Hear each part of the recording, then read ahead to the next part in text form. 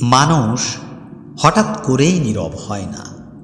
কিছু অবহেলা আছে, না বলা কথা আছে, আর খানিকটা সীমাহীন অপেক্ষার প্রহর অচিরেই দূরত্বের জাল বিস্তার করে দুজনার বুকে। আর ধীরে ধীরে মানুষকে হয়তো নীরব হতে শেখায়।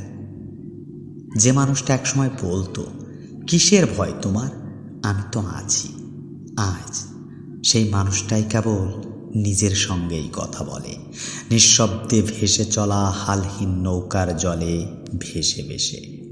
আর উত্তর খোঁজে, আমার জন্য কেউ থাকবে অবশেষে। অথচ সেই প্রিয় মানুষটার বুকেই নিরাপদ আশ্রয় খুঁজেছিলাম কোনো এক ভোরের হিমেল ছায়াতলে।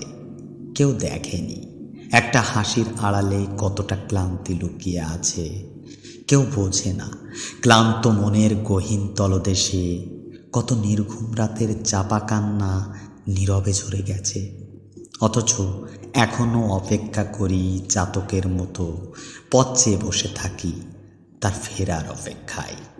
দিন যায়, রাত আসে, অপেক্ষার দরজায় কেউ আর শব্দ করে না। কেউ আর দরজার ওপার থেকে ডাক দিয়ে বলে না, ময়না পাখি কেমন আছো তুমি।